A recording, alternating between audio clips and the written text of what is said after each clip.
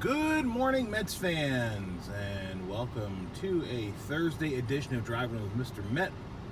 I am Mr. Met, and we're back to Somber Town. Last night, the Mets dropped their rubber game of the series with the Braves.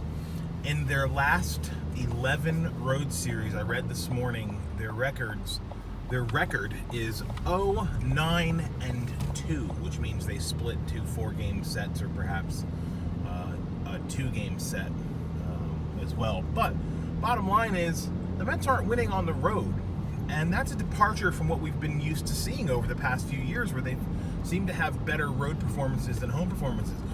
What's going on with that with the team? Why is it happening? Boy, I wish I knew. I'd love to be able to offer some insight on that, but I can't. Instead, I'll talk about last night's disappointing game and the 4-game series that lies ahead on a road trip that continues to get more and more challenging.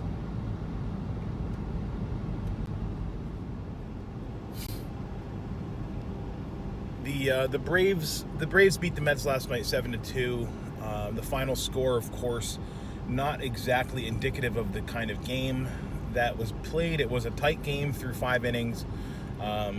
Steven Matz faltered in the 6th, and the Braves took a 4-2 lead that they would not relinquish. Unsurprisingly, that they would not relinquish. The Mets bullpen, including newbie Steve Soroka, Steve Nagosic, and the returning champion Daniel Zamora added fuel to the fire, and 7-2 is the final. Kind of a lackluster game, not much offense from the Mets. They were stymied by Mr. Fried, not Mr. Freeze, Mr. Fried, from the Braves, who pitched pretty well, pitched himself into and out of trouble a few times last night. Mets struck out in a couple of key spots. It happens. The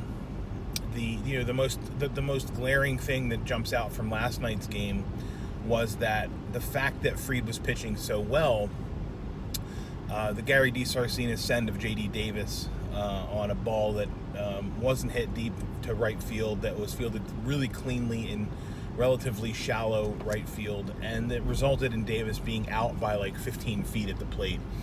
His acrobatics aside, he did try to jump over Tyler Flowers. That didn't work so great. And then Mickey didn't use the challenge for whatever reason at that point. And then, of course, Mets Twitter went nuts. I actually agreed with Mets Twitter, just not the crazy part of it, which was, fire Callaway. He used this challenge in the wrong spot. He did use the challenge in the wrong spot. I mean, Gary, it's funny. I every time I listen to SNY, I'm amazed by how knowledgeable Gary Cohen is about the specifics of the rules of baseball. Now, I know the game, and I know the game pretty well, but the intricacies of the rules that Gary seems to, he doesn't have to look anything up. He just knows them. It's amazing. It's like Gary's like the Tyrion Lannister of Citi Field, where he doesn't drink and know things. He calls Mets games and he knows things. That's Gary Cohen. But I mean, the way he explained it was like, look, I guess Mickey's trying to challenge for obstruction. There was no clear path to the plate. Flowers already had the ball.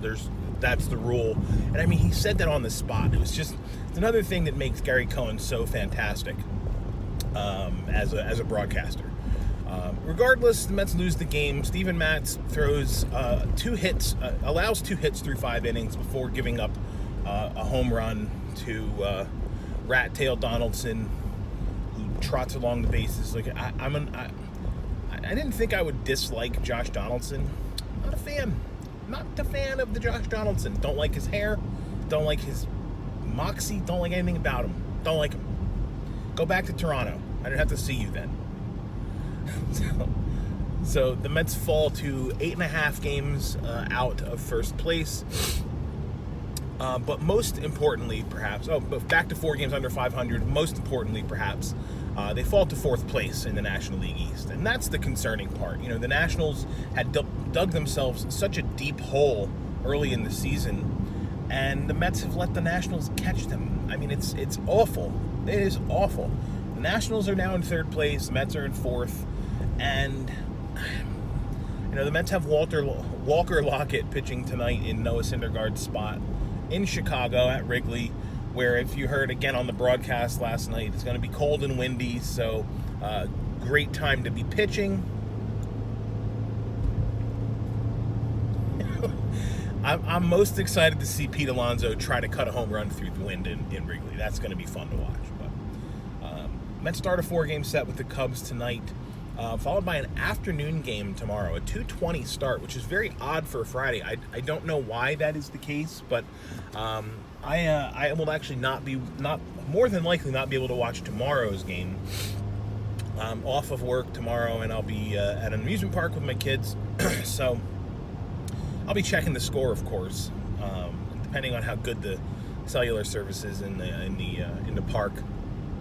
I don't bother with the park Wi-Fi; it's not good enough. But the cell service is okay. I might catch an inning or two while the kids are on a ride. But the point there is, I will not be back tomorrow to talk about tonight's game at Wrigley. I'll be back on Monday after the Mets hopefully break out of this road funk and figure out how to win a road series. Doing so, though, is going to require them to take 3 out of 4 from the Cubs, who right now are streaking in the wrong direction, which is good for the Mets. But the Cubs have been really streaky this year, up, down, up, down. I wonder what that sounds like. So perhaps the Mets are hitting Chicago at the right time, and they can take advantage of the Cubs being on a bit of a downer at this point. But the tone gets set tonight with Walker Lockett on the mound, the man who the Mets traded Kevin Plawecki for. So hopefully Walker Lockett can get it done, and the Mets can get a W. We'll see. That's it for today. Thanks for watching. If you aren't already doing so, you should follow me on Twitter at Mr_Met. And as always, let's go Mets.